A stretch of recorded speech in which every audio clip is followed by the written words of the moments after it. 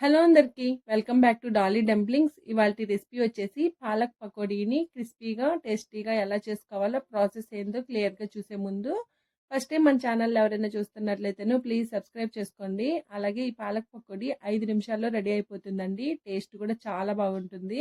మీరు కూడా తప్పకుండా ట్రై చేయండి. ఇప్పుడు ప్రాసెస్ చూసేద్దాము.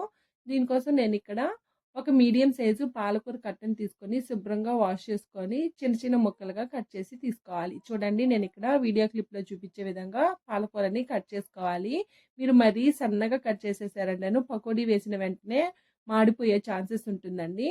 ఇప్పుడు ఇందులో 2 కారంగల పచ్చిమిర్చిని చిన్న చిన్న ముక్కలుగా కట్ చేసి వేసుకోవాలి. 1 టేబుల్ స్పూన్ అల్లం వెల్లుల్లి పేస్ట్, 1/2 టేబుల్ స్పూన్ పసుపు, 1 టేబుల్ స్పూన్ ధనియాల పొడి, 1/2 టేబుల్ స్పూన్ జీలకర్ర, అలాగే 1/2 టేబుల్ స్పూన్ కారం, 2 టేబుల్ స్పూన్లు బియ్యం పిండి, 1 పావు కప్పు శనగపిండి, టేస్ట్కి తగ్గట్టు సాల్ట్ని వేసుకోవాలి.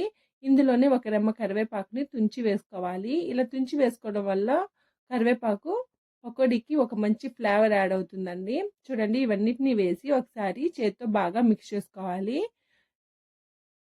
ఈ మసాలా అంతా ఈ పాలకూరకి పట్టేలాగా మిక్స్ చేసుకోవాలి. ముందుగా మీరు వాటర్ ఏమీ యాడ్ చేయొద్దండి. తర్వాత మీకు వాటర్ అవసరం అనిపిస్తే ఇందులో కొద్దిగా వాటర్ని యాడ్ చేసుకోవాలి. చూడండి, ఇక్కడ నేనైతే 2 టేబుల్ స్పూన్లు వాటర్ని యాడ్ చేశాను. మీకు తగ్గట్టు వాటర్ని యాడ్ చేసుకోండి. ఇంకా మీరు ఇందులో పిండి ఏమైనా అవసరం అనిపిస్తే ఇందులో 2 టేబుల్ స్పూన్ల వరకు శనగపిండిని యాడ్ చేసుకోవచ్చండి. అలాగే నేను ఇక్కడ 2 టేబుల్ స్పూన్ల వరకు శనగపిండిని యాడ్ చేశాను. ఇదంతా బాగా మిక్స్ చేసుకొని సాల్ట్ సరిపోయిందో లేదో చెక్ చేసుకొని సాల్ట్ని అడ్జస్ట్ చేసుకోవాలి. చూడండి, పకోడీ పిండికి మీరు మరీ పిండిని లూజ్గా కలిపేసుకోవద్దండి. పకోడీలు క్రిస్పీగా రాదు.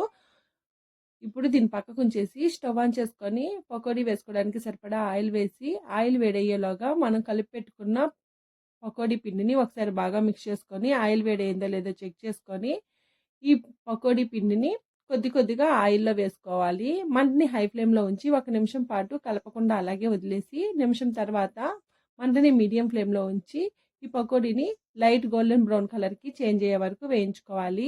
మీరు మరీ ఎక్కువ వేయించేయొద్దండి. చల్లారిన తర్వాత ఇవి పకోడీ కలర్ అనేది మాడిపోయినట్టు చేంజ్ అయిపోతుందండి. చూడండి, ఈ విధంగా వేగిన తర్వాత వీటిని పక్కకు తీసుకోవాలి. ఇప్పుడు మళ్ళీ రిమైనింగ్ పకోడీ పిండిని కూడా కొద్దిగా ఆయిల్లో నెమ్మదిగా వేసుకొని మంటని హై ఫ్లేమ్లో ఉంచి 1 నిమిషం తర్వాత మంటని మీడియం ఫ్లేమ్లోకి ఉంచి పకోడీని బాగా మిక్స్ చేసుకొని ఫ్రై చేసుకోవాలి. అంతేనండి, పాలక్ పకోడీ అనేది రెడీ అయిపోయింది. ఇది వేడిగా సర్వ్ చేసుకుంటే చాలా బాగుంటుంది. స్నాక్స్గా కూడా తినచ్చు, లేదా సైడ్ డిష్గా కూడా తినచ్చండి. చూసారు కదా, పాలక్ పకోడీని క్రిస్పీగా ఎలా చేసుకోవాలో ప్రాసెస్ ఏందో.